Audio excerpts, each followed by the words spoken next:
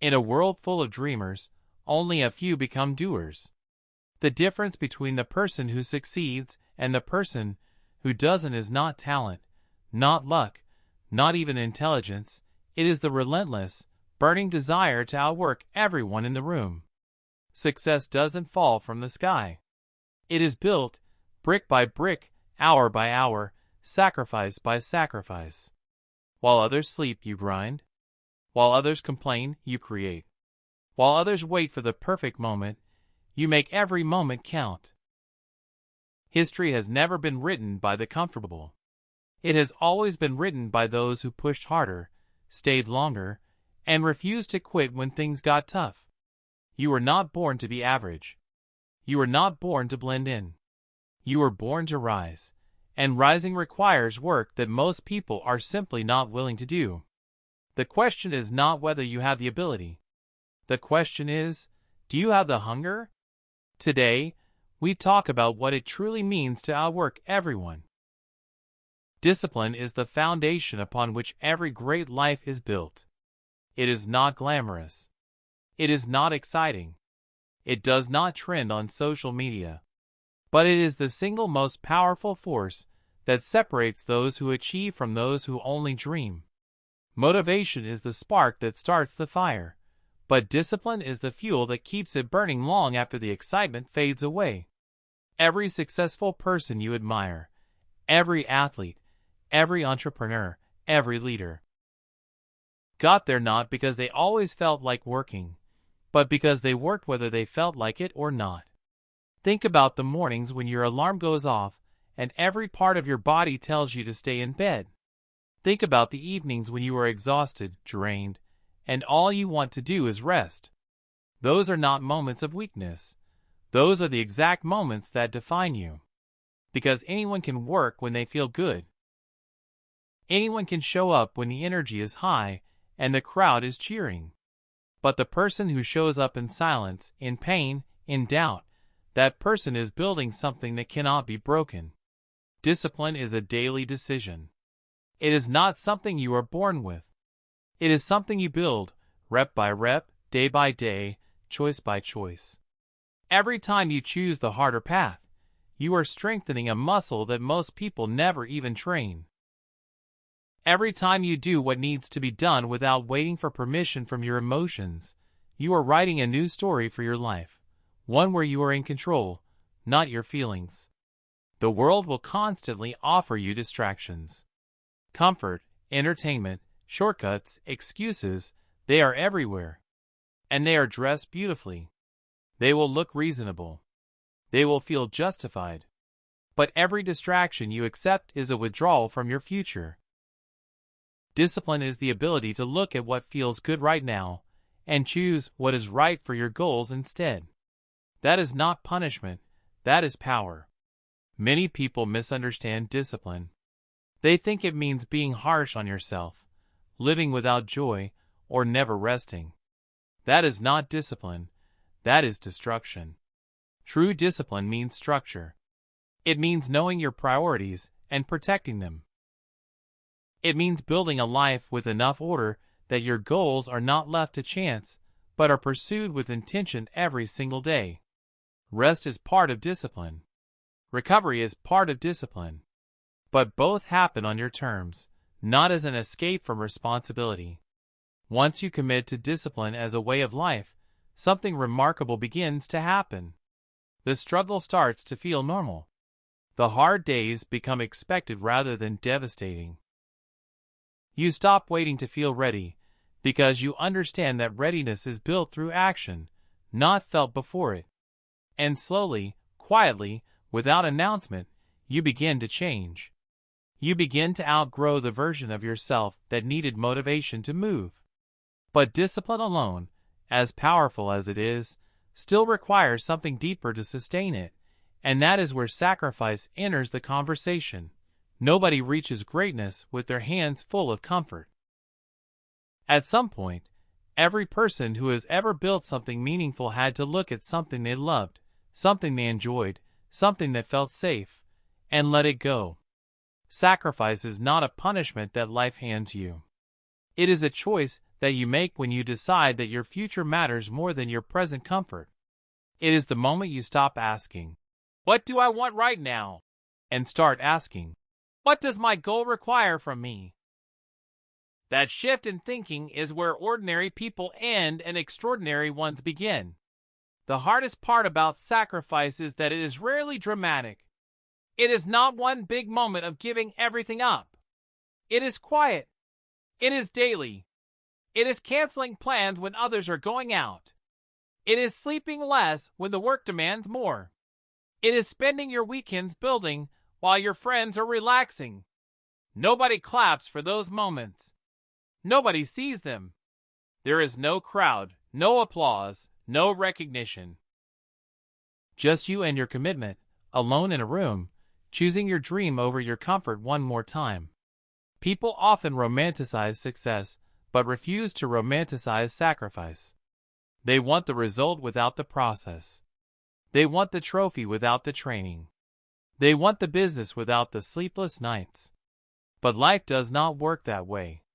Every level of success you see in someone else represents a level of sacrifice you did not witness. Behind every highlight is a backstory full of closed doors, missed celebrations, silent struggles, and painful trade-offs that were made long before any reward appeared. Sacrifice also means protecting your energy and your time from things that do not serve your vision. Every yes you give to something meaningless is a no to something that matters. Your time is not unlimited. Your energy is not renewable without cost. When you choose to spend 3 hours mindlessly scrolling, you are not simply relaxing. You are trading 3 hours of your potential for nothing. Sacrifice is understanding the true value of what you have and refusing to spend it carelessly on things that will not build the life you want. There will be people who do not understand your sacrifice. They will call you antisocial. They will say you are too serious, too focused, too driven. They will tell you to relax, to enjoy life, to stop working so hard. And some of them will mean well. They genuinely will. But they are measuring your journey with their ruler, and their ruler was never built for the distance you are trying to cover. You do not need them to understand. You only need to stay clear on why you started. What makes sacrifice bearable, what makes it even beautiful, is purpose. When you know deeply and completely why you are giving something up, the pain of losing it becomes far smaller than the joy of what you are building. Every sacrifice you make is an investment with a return that compounds over time. Nothing you give up in pursuit of something real is ever truly lost. It is converted. It is transformed into progress, into strength, into a future that is being built quietly in the background. But sacrifice and discipline, powerful as they are, can still be undermined by one invisible enemy that lives not outside of you, but within, and that is the battle of the mind. Everything you will ever build in the outside world begins as a thought in the inside world. Before the business, before the achievement, before the result, there was a mind that either believed it was possible or doubted that it was. This is why two people can have the same talent, the same resources, the same opportunities, and still produce completely different outcomes. The difference is not circumstance. The difference is the conversation happening inside their heads. Your mind is either your greatest ally or your most dangerous opponent, and the battle for your future is fought there first, long before it is fought anywhere else. Self-doubt is the most common dream killer in the world. It does not come loudly. It does not announce itself. It whispers. It speaks in a voice that sounds like reason, like practicality, like wisdom, but it is none of those things. It is fear wearing a disguise. It tells you that you are not ready, that others are more qualified, that the timing is not right, that you have tried before and failed and therefore trying again is pointless. And the cruelest part is that self-doubt does not need to defeat you loudly. It only needs to slow you down enough that you never truly begin. A dream delayed by doubt long enough eventually dies quietly, without ever being pursued. Training your mind means learning to observe your thoughts without being controlled by them. When a voice inside you says you cannot do something, you do not have to agree with it, and you do not have to argue with it. You simply have to move anyway. Action is the most powerful response to doubt. Not affirmations, not motivation videos, not waiting until you feel confident, just movement. Just doing the next thing that needs to be done. Confidence is not something you find before you start. It is something you build by starting before you are ready and discovering that you are more capable than your fear ever allowed you to believe. Excuses are the other weapon the mind uses against you. And excuses are sophisticated. They are almost always partially true, which makes them very convincing. The timing is never perfect. The resources are never completely ready. The conditions are never fully ideal. But people who outwork everyone have learned to stop waiting for perfect conditions and start working within imperfect ones. They understand that an excuse, no matter how valid it sounds, is still a wall between them and their goal. And every time you accept an excuse, you are not just avoiding work. You are also teaching your mind that quitting is acceptable, and that lesson compounds in the worst possible way. The mind also needs to be protected from the outside. The people you surround yourself with, the content you consume, the conversations you engage in, all of it is constantly feeding your mind something. Either it is feeding it belief, or it is feeding it limitation. Either it is expanding your sense of what is possible, or it is quietly shrinking it. You must become deeply intentional about what you allow into your mental space, because your mind absorbs its environment whether you are paying attention or not. Guard it the way you would guard anything precious, because nothing you own is more valuable. When you finally master the mind, when you learn to move through doubt, to dismiss excuses, to protect your mental space, and to embrace struggle as part of the process rather than a sign to stop, something extraordinary shifts. The obstacles that once stopped you begin to look like steps. The setbacks that once broke you begin to feel like data. You stop being a person who is controlled by circumstances and become a person who responds to them with clarity and intention. The mind, once trained, becomes an engine that nothing outside of you can easily shut down. But even the strongest mind, working in isolation, eventually hits a ceiling. And that ceiling can only be broken by the one thing that no single burst of effort can replace, which is consistency. Most people overestimate what they can do in a day and deeply underestimate what they can do in a year.